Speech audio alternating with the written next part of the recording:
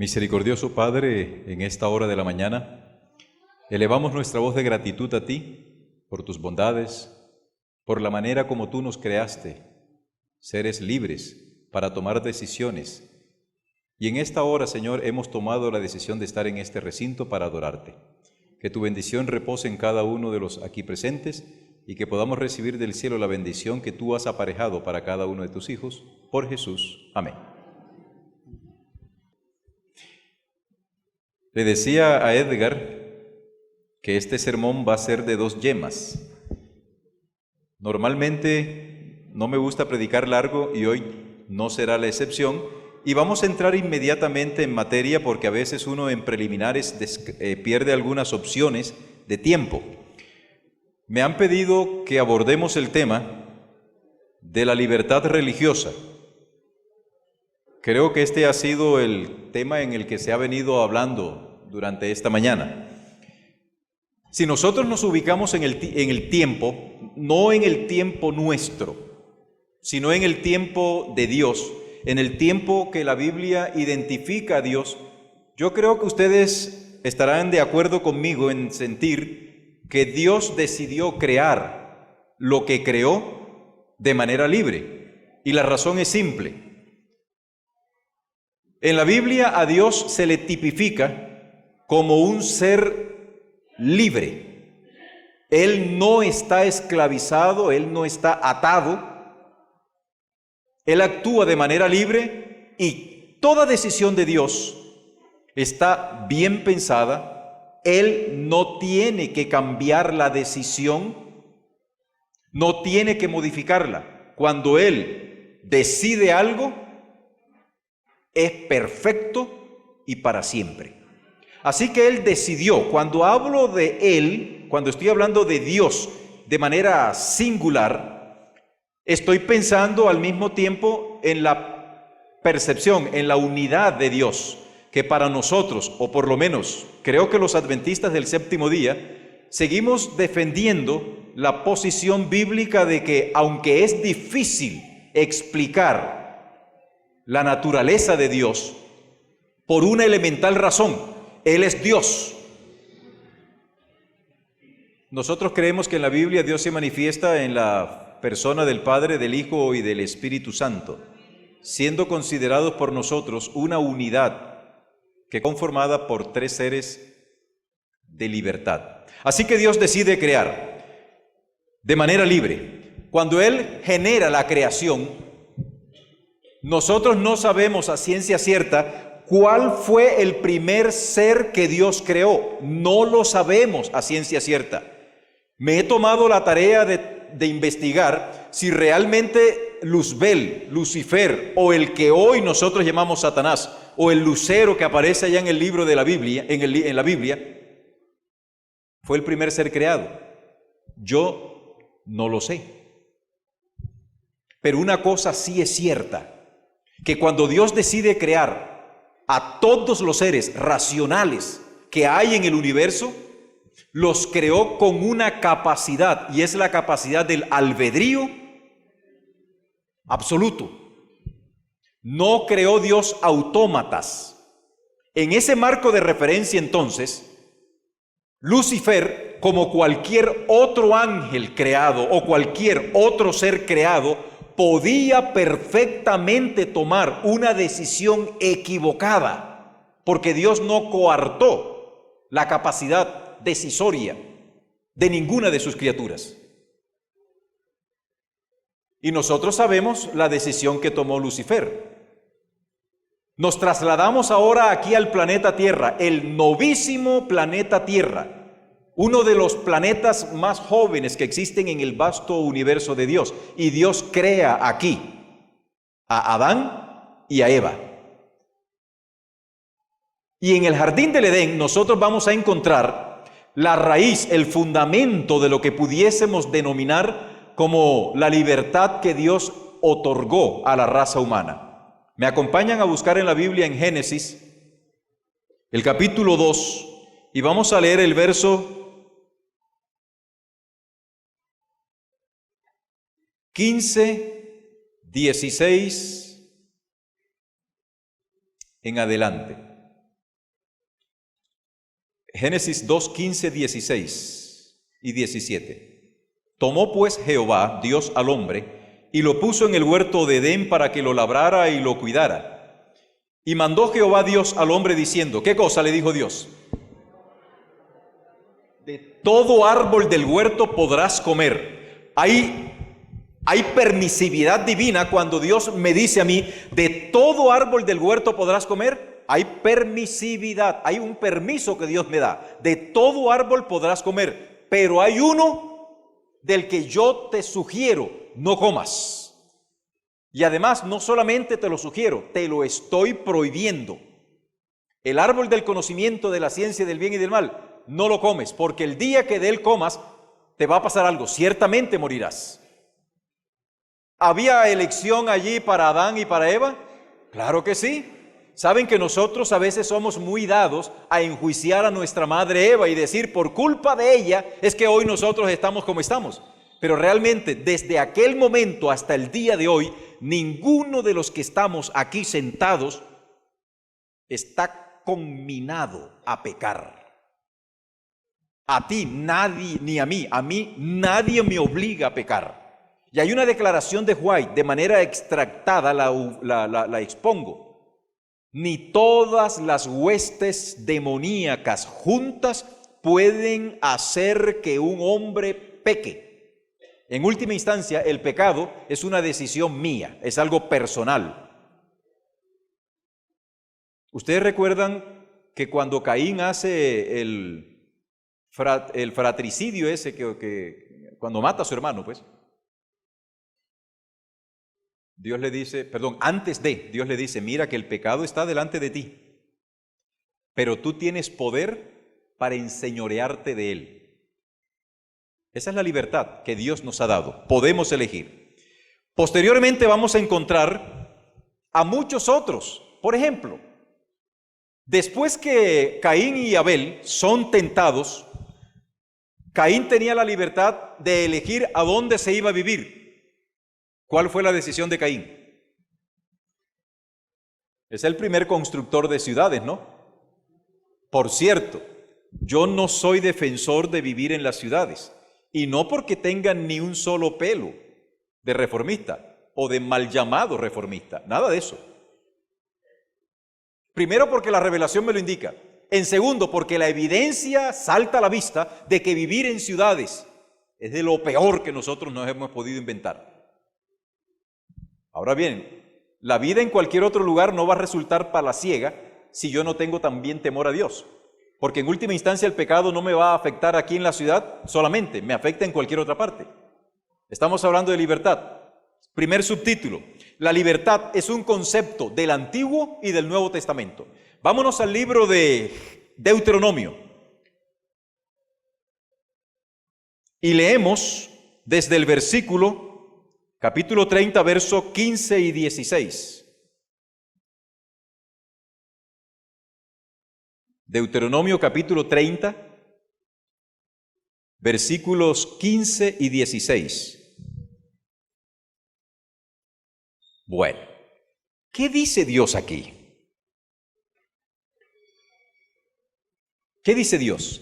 Mira, yo he puesto delante de ti hoy, ¿qué más? La vida y el bien, la muerte y el mal.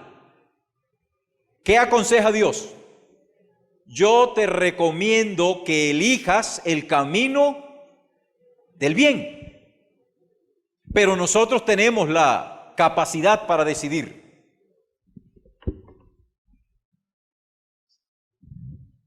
Mira, yo he puesto delante de ti hoy la vida y el bien, la muerte y el mal, porque yo te mando hoy que ames a Jehová tu Dios, que andes en sus caminos y guardes sus mandamientos, sus estatutos, sus decretos, para que vivas y seas multiplicado, y Jehová tu Dios te bendiga en la tierra a la cual vas a entrar. Versículo 19.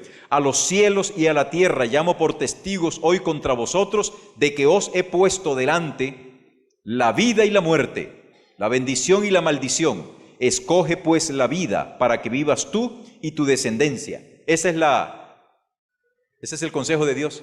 Escoge la vida. Ahora yo les pregunto, ¿qué es lo que normalmente nosotros hacemos?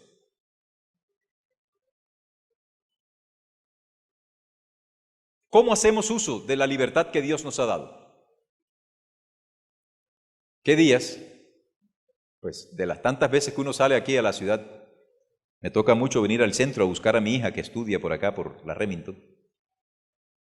Uno se encuentra con diferentes especímenes humanos. Y hay personas que han decidido desbaratar su cuerpo. Así lo han decidido. Para ellos, su cuerpo es de ellos. Yo no sé si de pronto aquí en la concurrencia haya alguien que también tenga ese pensamiento. Mi cuerpo es mío y con mi cuerpo yo hago lo que se me pegue la gana.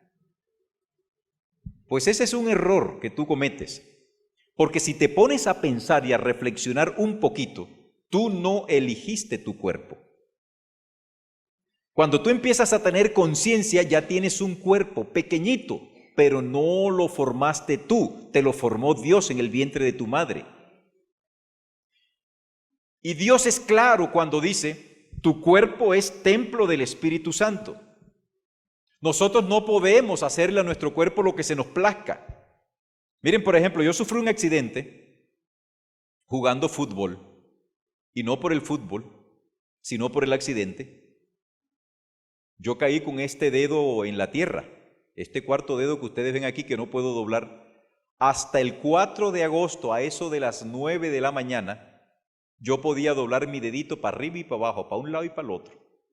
Pero a partir de las 10 de la mañana, mi dedito ya no formó parte de eso. Yo decidí partirme el dedo. Es un accidente. Pero si yo decido hacer algo con mi cuerpo, yo no puedo decir que es un accidente, yo lo estoy planeando. Y me encontré una persona de esas que está prácticamente desbaratando su cuerpo. Y curiosamente yo le dije, oye, ven acá, ¿tú por qué? Perdóname la pregunta, pero ¿qué pretendes tú? Lo encontré aquí, se había hecho una perforación aquí y se había metido algo así como una tapa de gaseosa. No, pues a la moda. Tremendo hueco. Según él se veía, mamma mía, se veía hermoso, según él, porque él estaba haciendo de su cuerpo lo que le parecía. Tiempo después, ese mismo espécimen me lo encuentro con una tremenda bola aquí en la misma oreja donde tenía la tapa de gaseosa. Y yo no tengo que decirles muchas cosas porque como me están grabando, entonces de pronto él se puede enterar porque me conoce y yo lo conozco. Y yo le dije, ajá, ¿y qué pasó? No, lo que pasa es que se me infectó. Ah, pero linda bola la que tienes. Le dije, está bonita esa bola ahí, ¿ve? La libertad. En el Antiguo Testamento Dios nos da libertad de hacer lo que sea. Vámonos al libro de Eclesiastés para los jóvenes. Un pasaje supremamente interesante.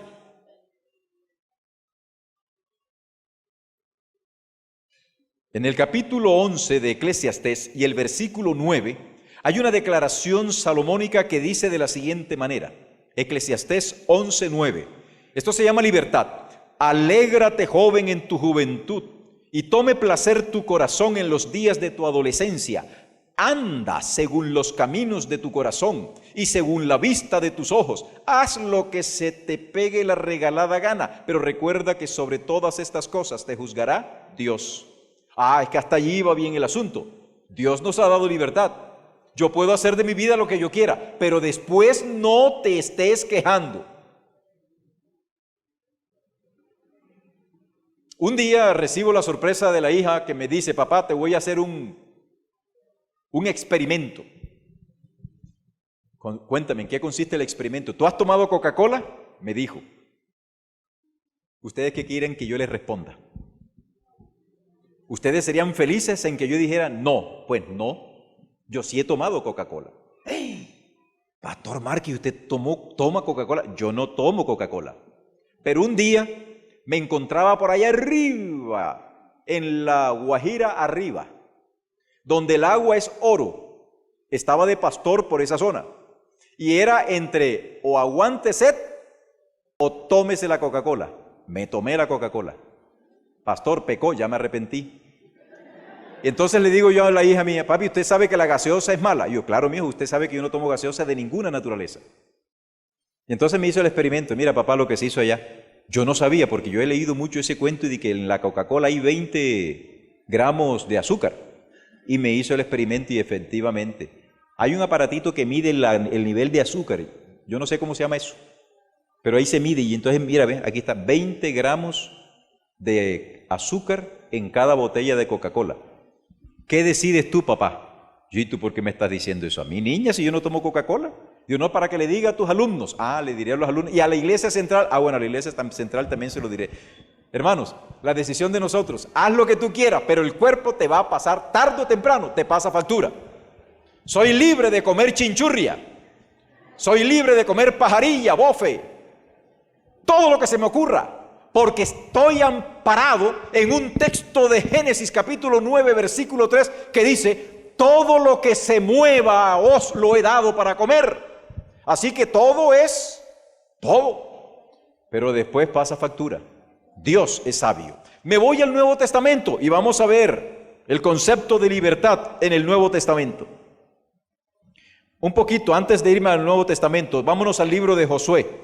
Recuerdan ustedes que Josué, en el capítulo 24 de este libro, Josué está despidiéndose del pueblo de Israel y teniendo delante de sí al pueblo, viene Josué y les dice, escogeos hoy a quién sirváis, si a los dioses a quienes sirvieron vuestros padres del otro lado del Jordán, o a Jehová, pero yo y mi casa serviremos a Jehová.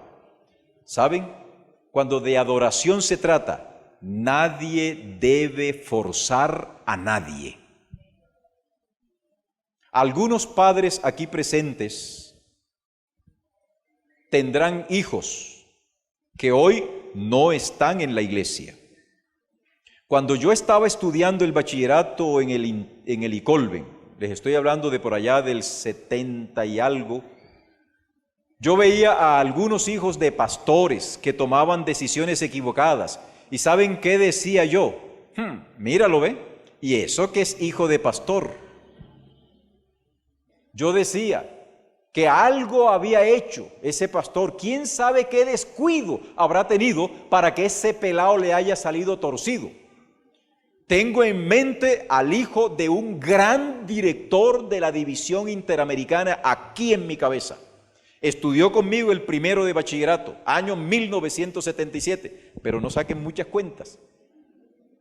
Era malo ese pelao, malo. Hijo de quien fuera un gran dirigente adventista. El papá murió y ese sujeto hoy no está en la iglesia. Algo malo debió haber hecho ese pastor para que ese muchacho se fuera. No, señor. Hoy yo soy pastor y tengo 2 hijas. Andrea Patricia, que algunos la conocen, y Avi Daniela, que me acompaña y está por allá. Hoy ya yo no digo nada,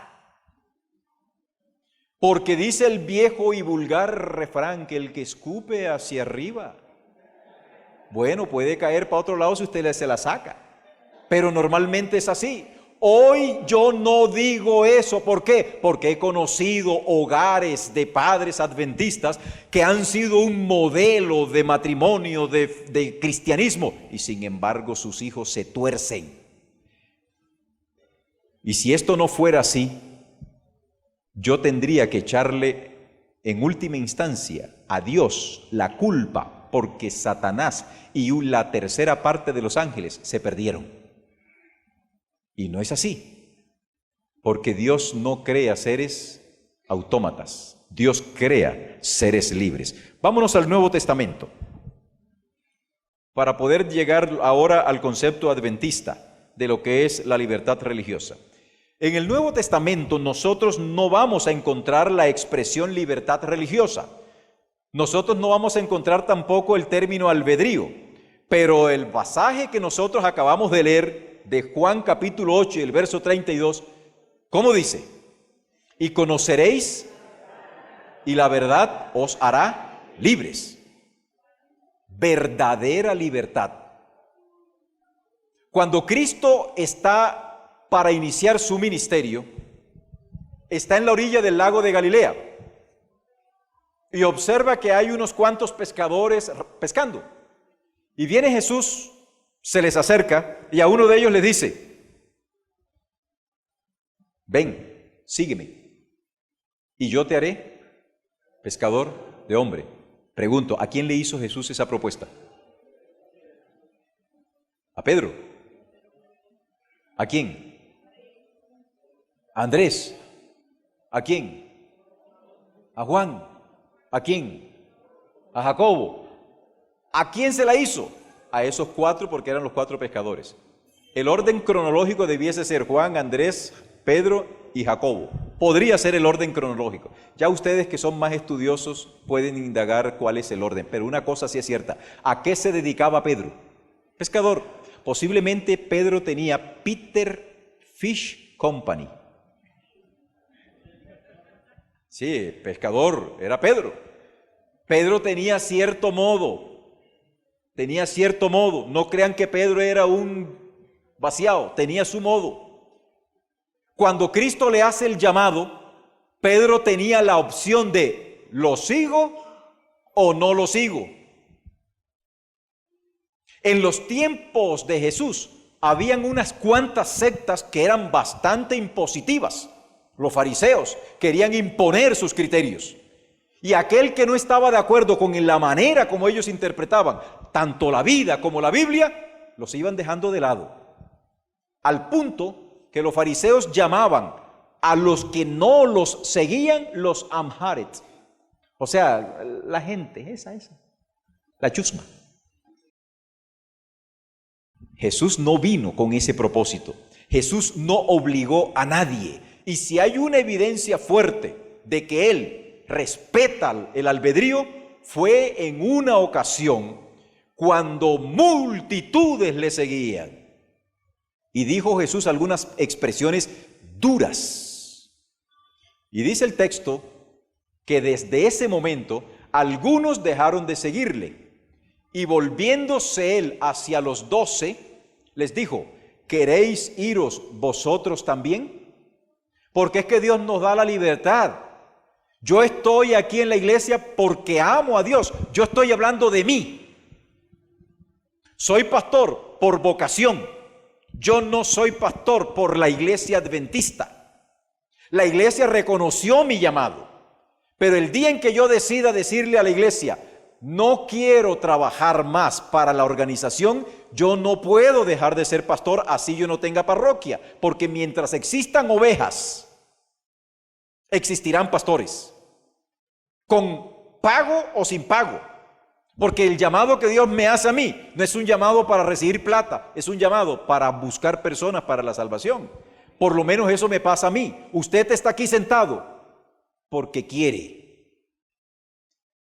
Y entonces, ¿cuál es la respuesta de Pedro al desafío que le lanza Jesús?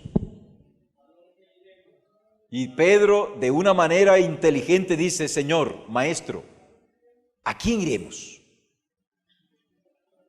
Y esa pregunta llega hasta el día de hoy. Me dirijo a los jóvenes en primer lugar. Me dirijo a aquellos miembros de iglesia que por alguna circunstancia hoy su fe está tambaleante, vacilan. Yo te pregunto: ¿hay dificultad para seguir a Cristo dentro de la iglesia adventista? La respuesta es sí. Y si hay dificultad para seguir a Cristo en la iglesia adventista, ¿crees tú que fuera de la iglesia adventista, en lo que nosotros comúnmente llamamos el mundo, vas a estar mejor y vas a tener menos dificultades? No. De plano. La gente que viene del mundo y se hace bautizar, que comprende las bondades de seguir a Cristo, dice: yo antes no entendía, yo era un bruto. Yo no sabía por qué estaba haciendo estas cosas. Queridos, ¿queréis iros vosotros también? La respuesta de Pedro es ontológica, es decir, es del ser. Señor, ¿a quién iremos? Tú tienes palabras de vida eterna. Y es que las decisiones de nosotros hoy tienen afectación de vida eterna.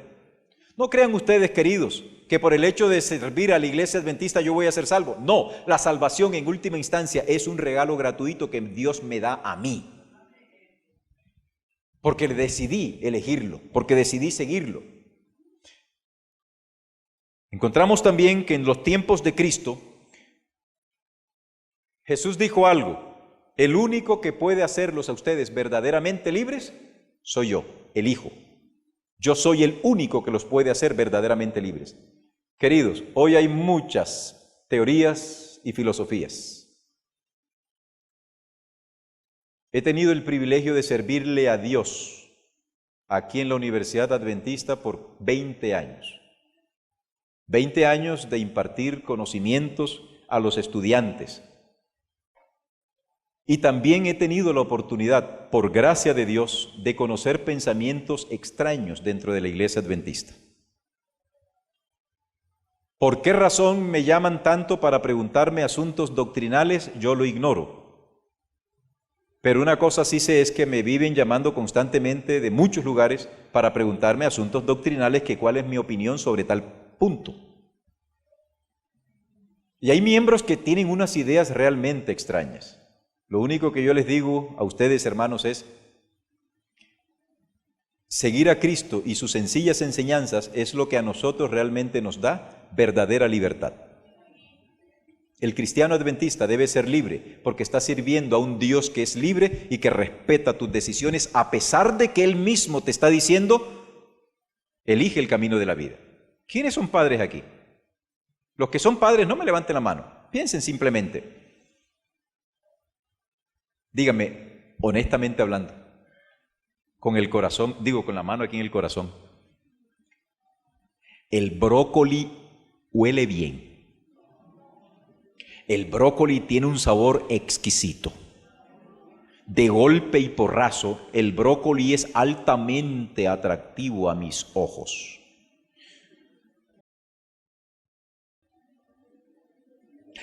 La berenjena, la alcachofa, el apio.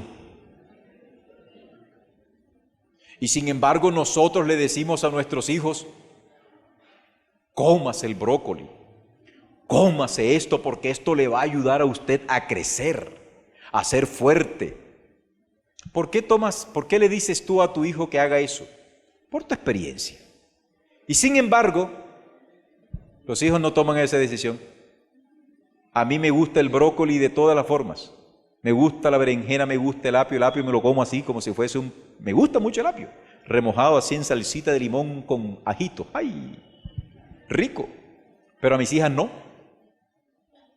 Estas pelas son papitas, Doritos. Pastor Márquez, si usted en su casa no enseñó la reforma pro salud. Sí, pero a los hijos les gustó otra cosa. O sea que usted falló en algo. Capaz que sí. Pero la decisión es personal. Vámonos ahora un poquito a hablar de historia. Hablemos un poco de la historia de la iglesia para volver nuevamente al Nuevo Testamento. ¿De dónde surgió la iglesia adventista? Las raíces históricas de la iglesia adventista dice que la iglesia nuestra fue organizada en el año 1863. La iglesia nuestra fue organizada en el año 1863. La mayoría de los miembros de la iglesia procedían del movimiento milerita, que tuvo su crisis en el año de 1844. Los que originaron la iglesia adventista del séptimo día en 1863, casi todos se sentían cercanos a los ideales de la revolución estadounidense. Cosa que a veces nosotros ignoramos. Estos miembros de iglesia, como Elena de White, Jaime White, Joseph Bate, Logborough, Andrews, Himes, etcétera, eran sensibles a los derechos humanos. ¿Y saben por qué? Porque resulta que toda iglesia, de una manera u otra, es una expresión cultural del país en la que esa iglesia se desarrolla. Los norteamericanos no son el producto de la tierra de Norteamérica, porque si fuesen el producto de la tierra de Norteamérica, tendríamos a los navajos, a los pieles rojas, a los algonquinos y otros más, nativos de esa tierra, pero no, los que llegaron eran inmigrantes europeos. Y los que llegaron acá en obediencia y en cumplimiento, no intencional, sino sin intención, de una profecía. Acá llegaron los puritanos, acá llegaron los cuáqueros, acá llegaron los padres peregrinos, acá llegaron muchos inmigrantes de Europa que venían huyendo de la intolerancia religiosa que se había levantado en Europa por causa de la opresión que ejercía la Iglesia Católica a la mayoría de quienes no obedecían sus instrucciones religiosas. Y acá llegan los puritanos. Estos puritanos venían de Inglaterra. Es una historia rapidita. Allá en Inglaterra se rebelaron contra la Iglesia Católica y nombraron ahora al rey Enrique VIII como el líder espiritual. Y surge la Iglesia Anglicana. La Iglesia Anglicana no se diferencia mucho de la Iglesia Católica, simple y llanamente porque ellos no obedecen al Papa, obedecen a la corona británica. Pero en cuanto a la estructura litúrgica, cúltica, doctrinal, etcétera, son muy similares. Y un día, un sujeto anglicano llamado John Wesley les dice a ellos: ¿por qué ustedes están haciendo cosas que no están en la palabra de Dios? Y tuvo sus seguidores, y a esos seguidores que querían mantener la pureza doctrinal, empezaron a llamarlos puritanos. Y se reunían para leer la Biblia de una manera metódica. Y entonces despectivamente empezaron a llamarles metodistas. Y estos metodistas emigran acá, a Norteamérica. Conservan las raíces de la libertad. Y de ese movimiento metodista está Elena de White, defensora de los derechos humanos, defensoras de la antiesclavitud. No le gustaban a estos pioneros nuestros la esclavitud. Ellos, nuestros pioneros adventistas, se definían como cristianos, protestantes, estadounidenses y en cierto sentido republicanos. Esos partidos que hay en Estados Unidos, los republicanos y los demócratas. Los adventistas originalmente eran más proclives a ser republicanos que demócratas. Y como estamos ahora en periodo de elección, ¿no? No está de más decirle a la Iglesia Central: tengan mucho cuidado con quién usted va a votar. Usted tiene derecho a votar. No hacemos proselitismo político de ninguna naturaleza. Pero nosotros tenemos unos indicadores. Aquellos que favorecen la libertad de culto, la libertad de expresión, son a quienes debiésemos poner nuestros ojos. Los adventistas aún consideramos la libertad religiosa de una manera especial. ¿Saben por qué? Porque nosotros hemos sido afectados también en nuestros conceptos. Pero oh curiosidad, la hija mía, hablo de ella no porque quiera hablar, sino porque no quiero utilizar experiencias de otros que se vayan a sentir incómodos porque yo haga esto, presente estos casos en público. En días pasados, ella estudia aquí en la universidad, en la Remington. Afortunadamente, ella no tiene que ver clases los sábados, pero hubo una profesora de una de las materias más importantes de su carrera que decidió hacer un taller muy especial, vale nada más que el 30% de la nota de seguimiento, y entonces ese taller lo puso en sábado. Alarmada, me escribe por el WhatsApp: papi, me está pasando esto. Yo decidí que no voy a ir, pero ¿qué me aconsejas tú? ¿Qué debo hacer? Le dije: lo primero, muy bien lo que hiciste. Haga como... Usted miró la nota del sábado, un examen en sábado. ¡Ah, qué caramba! Yo te apoyo al 200%. Si tienes que repetir esta materia y repetir el semestre por conservar tu fidelidad a Dios, alabado sea el Señor. No importa ahí, no pasa nada. En segundo lugar, existe este mecanismo. Resulta que nosotros, cuando entramos a una universidad, nosotros firmamos un contrato. La universidad tiene que cumplirnos y respetarnos a nosotros el contrato original con el que entramos allá. Y tu contrato dice que tú no tienes clases los sábados. Por lo tanto, ya tienes un punto. Número 2, 3. Si la profesora dice, no, es que tienen que venir, no. Aquí la Constitución te dice que tú tienes un derecho, que si te están vulnerando el derecho de la observancia del sábado, tú tienes la oportunidad de decir, no me lo vulneren. Y en cuarto lugar, vaya humilde a la profesora. Llévele un ajiaco. Invítela a algo. Sensibilícela y dígale, ay, profe, no me haga esto, profe. Y órele al Señor y escríbale una carta bien bonita, reconociendo los talentos de esta profesora, cuánto ha aprendido de ella y lo que esto implica para usted y tal. Me obedeció, hizo la carta, se la mandó a la profesora y ayer la profesora le respondió y le dijo, André, yo no sabía esto, mijita, no te preocupes que te lo hago otro día. Ahora yo les pregunto, ¿somos vulnerados en nuestras creencias? ¿Cuántos de ustedes han tenido que sacrificar buenos empleos para mantenerse fieles a Dios? Y la lucha continuará. Y esto no es de ahora, hermanos. La libertad que Dios nos ha otorgado en Cristo Jesús, el diablo nos la quiere quitar. Porque eso fue lo que quiso hacer allá en el cielo. Cuando le vendió a los ángeles la idea de que Él podría ofrecer un gobierno libre, miren la libertad que gozan los ángeles caídos.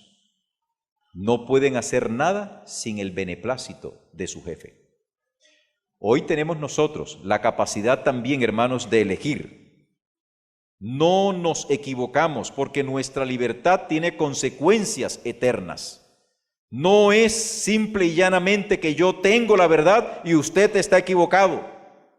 Cuando usted vaya a dar un estudio bíblico, no cometamos el error de tratar de imponerle a la persona que está recibiendo el estudio de manera generosa, no le imponga la verdad.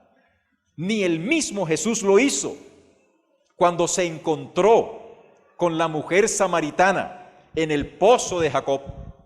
La mujer samaritana sí quería entrar en litigio con él.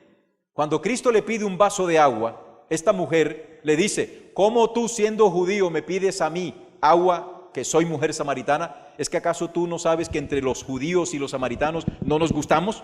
Y Jesús no le prestó ni pizca de atención. ¿Y cuál fue la respuesta de Jesús? Si tú supieses, Él no entró en litigio. ¿Saben? El único que puede decir, tú no sabes quién soy yo, es Jesús. Él sí puede decirlo, tú no sabes quién soy yo. Y se lo dijo a la mujer samaritana, si tú supieses con quién hablas y cuál es el don que yo te puedo dar. Jesús obvió, le entregó un discurso. La mujer samaritana se le abrió y le dijo Jesús, ¿cómo se llama tu esposo? No tengo esposo. Es cierto, porque ya has tenido 5. A esa mujer le temían en la cuadra, la quitamarido le decían, pero Jesús no le hizo ningún tipo de reclamo, simple y llanamente le dio una cátedra. Mira, mujer, te voy a decir algo, llegará el tiempo cuando ni aquí ni allá, porque Dios, ¿a quién busca?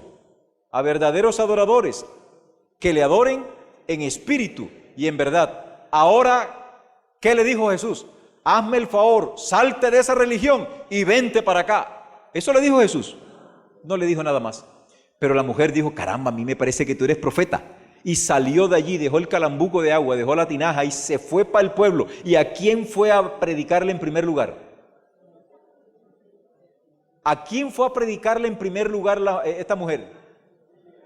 A los que eran objeto de sus seducciones. A los hombres, era el mercado, era el nicho más cercano porque ella se sentía como pez en el agua hablándole a uno y al otro. Ay, mira cómo estás tú, mira que no sé qué. Ahora llegó y le dice a los hombres, ¿saben? Vengan acá que creo que encontré a alguien. Y de paso me quita un problema de encima. Porque ahora, con Cristo en mi vida, ya yo dejo de ser esta mujer paticaliente.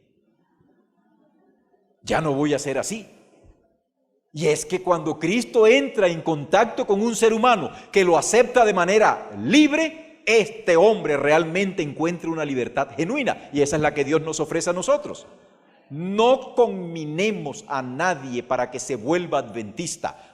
Conminémoslos para que acepte a Jesús como su Salvador personal y que Él tome su decisión. No les vaya a pasar como me pasó a mí en Barranquilla. Estaba de pastor en el distrito de Maranata y tenía una iglesia, Peniel del Norte, arriba. Yo era pastor de esas dos iglesias no más. Y estoy dando el estudio bíblico a una familia supuestamente adinerada. Estaban emparentada con los que mandan en la costa, con los char. Y como los políticos se creen gran cosa, porque como tienen la plata que han adquirido ilícitamente, pero legalmente, porque a uno lo roban ellos legalmente. Esta señora y esta familia se sentía así muy garganta, y yo dándole el estudio bíblico.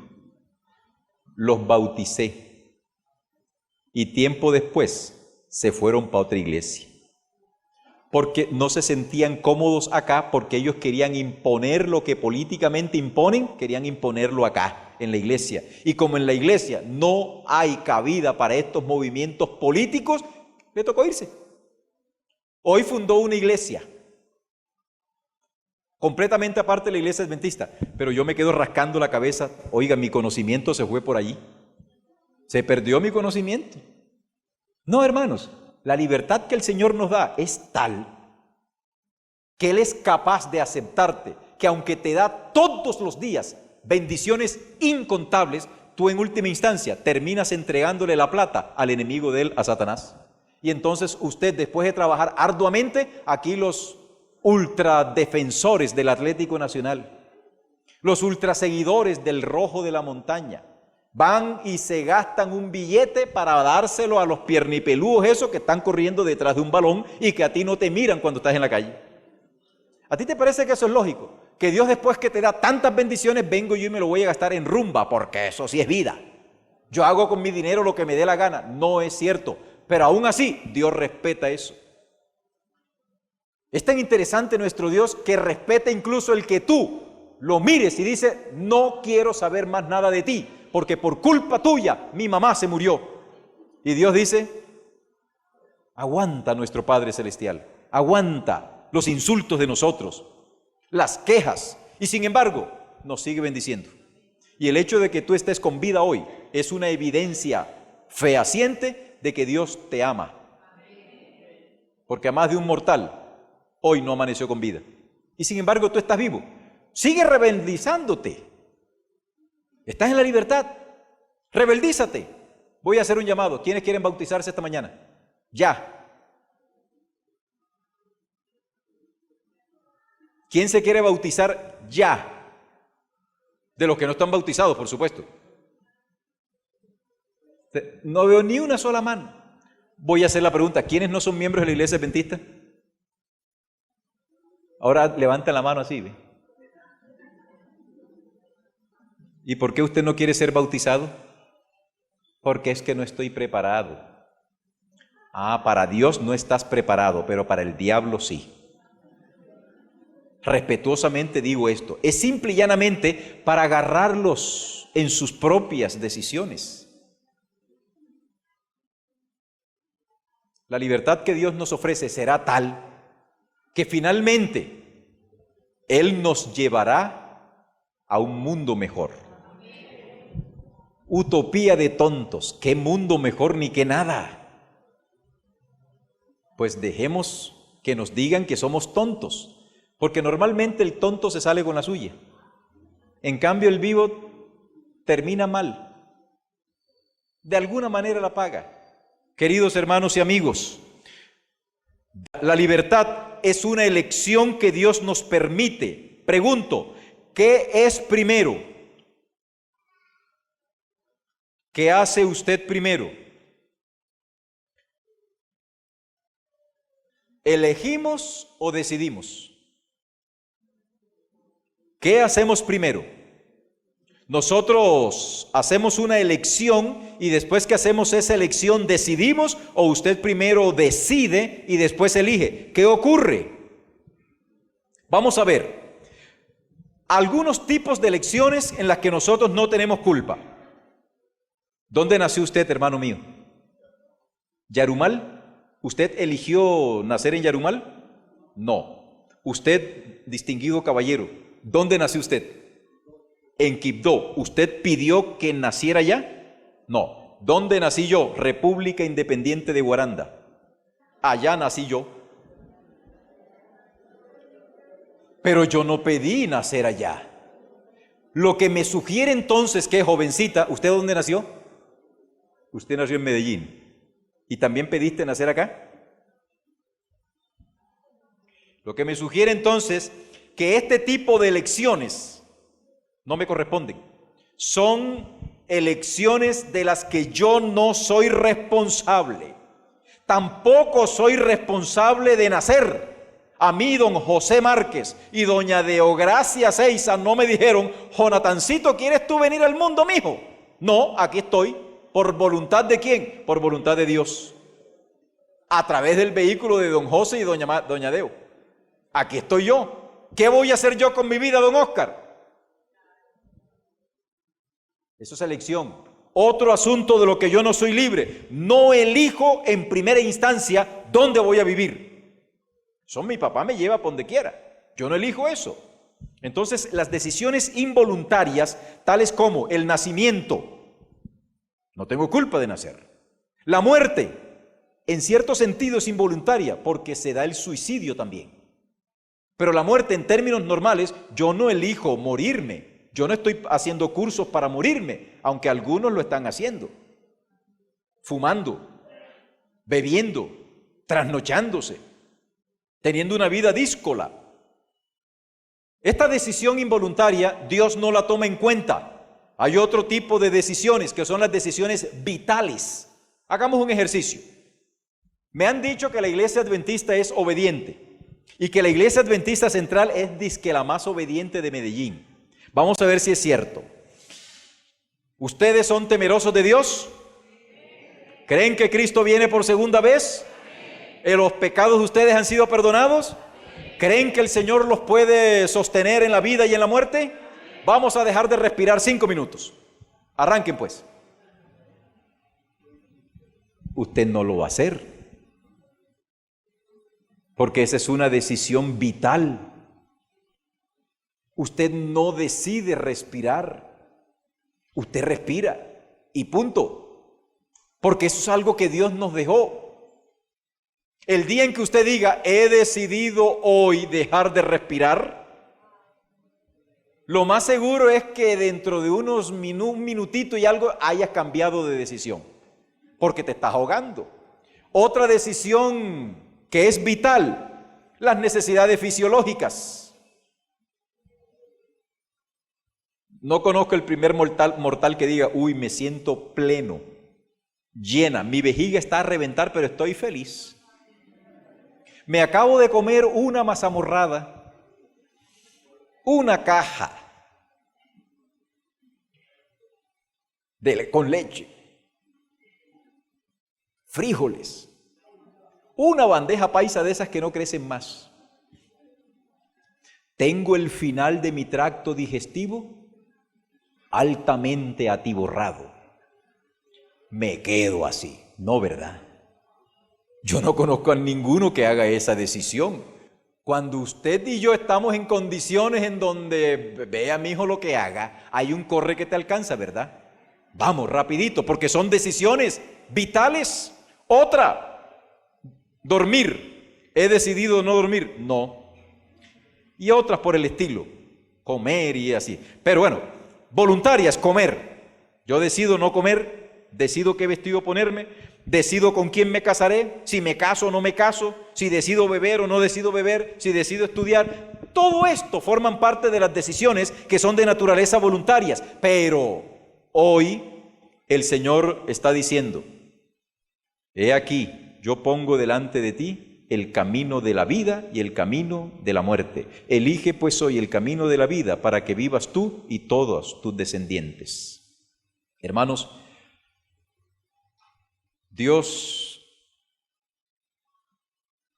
quiere un pueblo libre, pero no un pueblo tonto. ¿Por qué, pastor? Porque los cristianos deben conocer sus derechos. Si bien es cierto que Dios fue claro en boca de Jesús al decir: yo no ruego, Padre, que los quites del mundo, pero que sí los guardes del mal.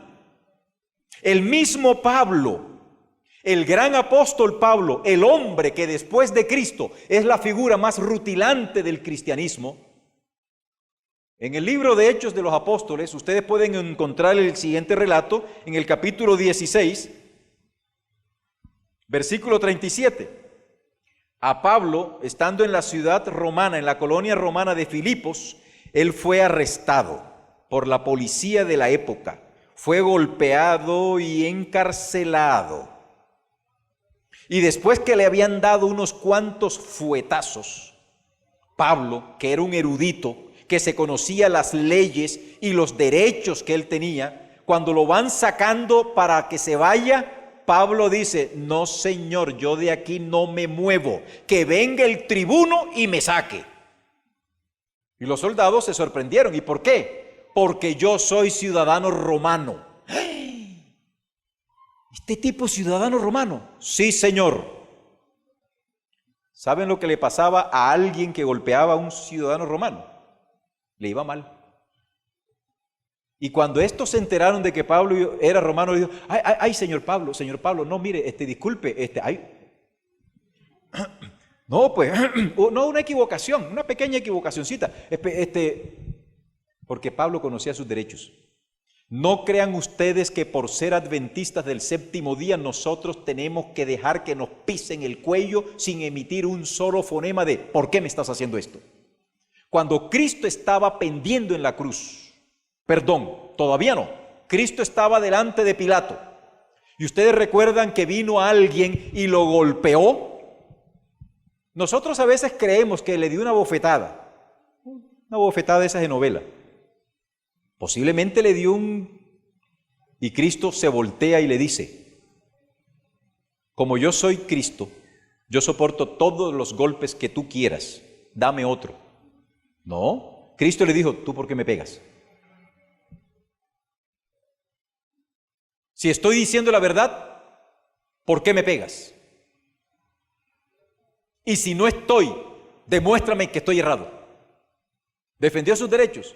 Los defendió. Vamos a otro texto mal concebido y mal interpretado por la mayoría de nosotros. Y si te dieren en la mejilla, pon la otra. ¿Cómo hemos interpretado nosotros coloquialmente este pasaje? Que si yo voy y alguien viene y molesto, me da una cachetada aquí,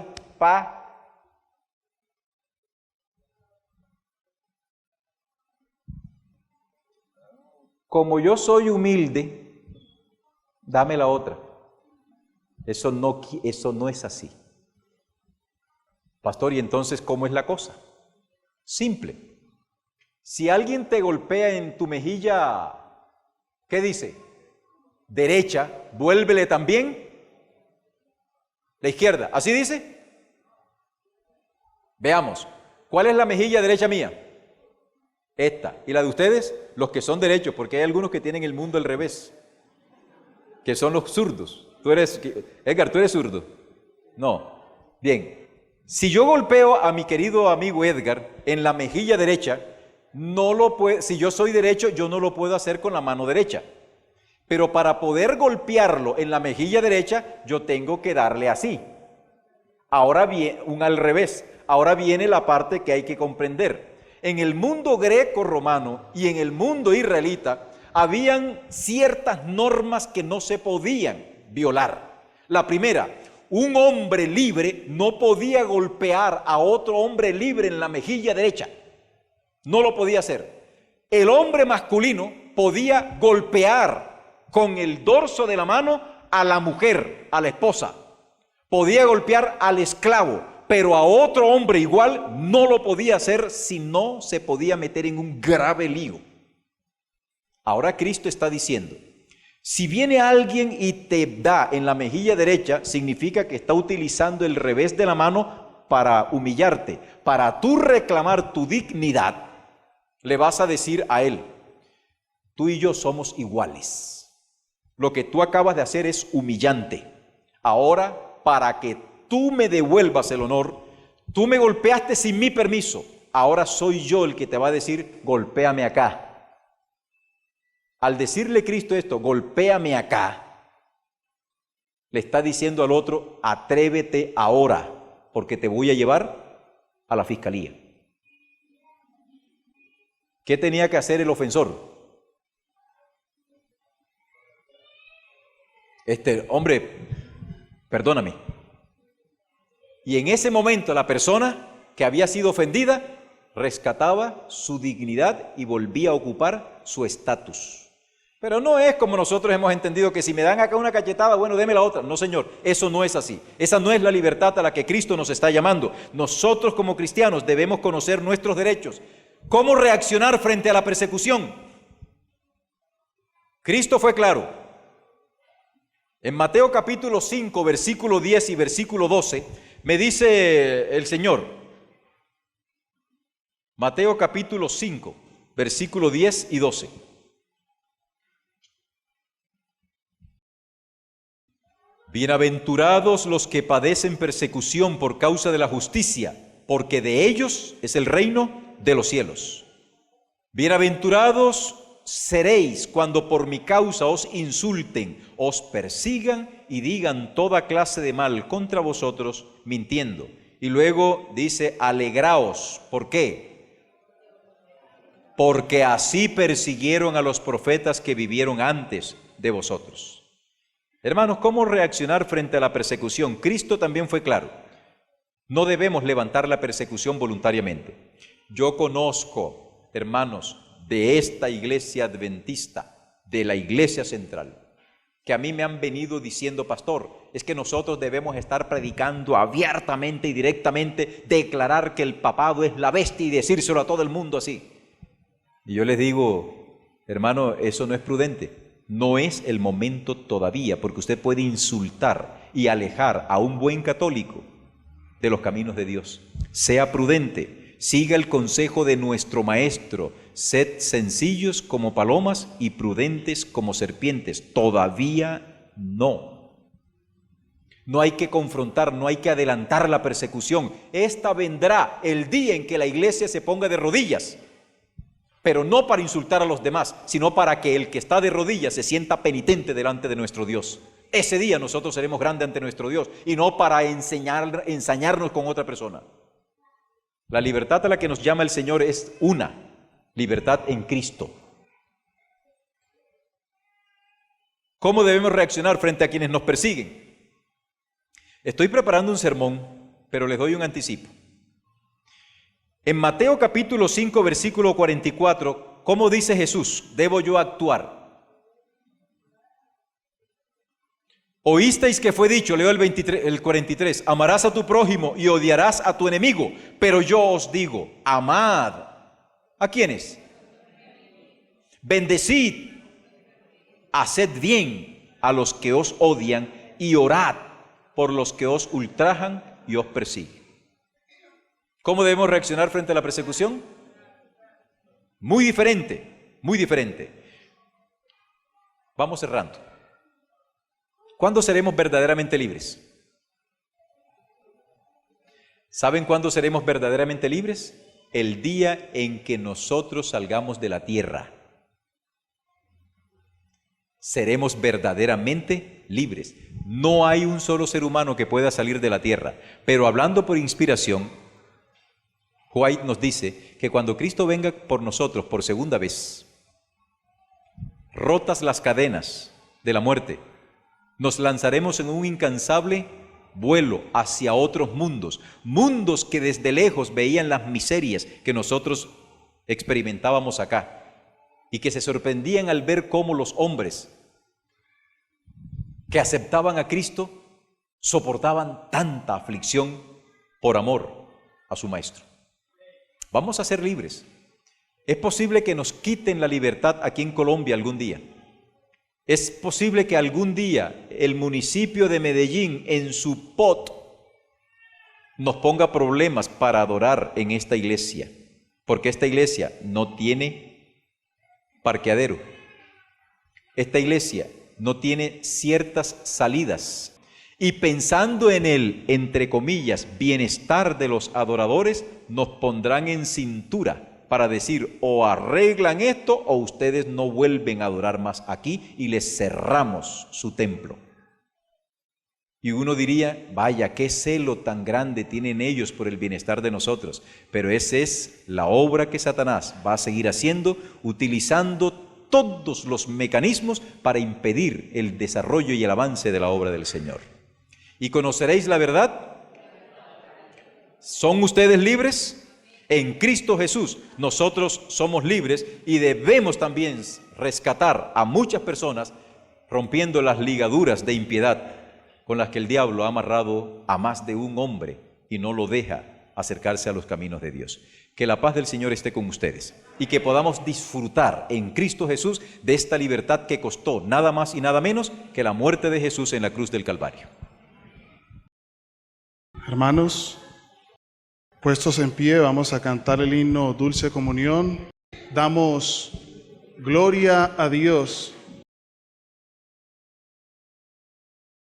Dulce Comunión, himno 374. Libre salvo de cuitas, penas y dolor, libre salvo en los brazos de mi Salvador. Dulce comunión la que gozo ya en los brazos de mi Salvador, qué gran bendición en su paz me da. Hoy yo siento en mí su tierno amor, libre salvo de cuitas, penas y dolor, libre salvo en los brazos de mi Salvador. Cuán dulce es vivir, cuán dulce es gozar en los brazos de mi Salvador. Quiero estar con Él en su eterno hogar, siendo objeto de su tierno amor. Libre, salvo de cuitas, penas y dolor, libre, salvo en los brazos de mi Salvador. No habré de temer ni aún desconfiar en los brazos de mi Salvador. En Él puedo yo bien seguro estar, en los lazos del vil tentador. Libre, salvo de cuitas, penas y dolor, libre, salvo en los brazos de mi Salvador. Amén.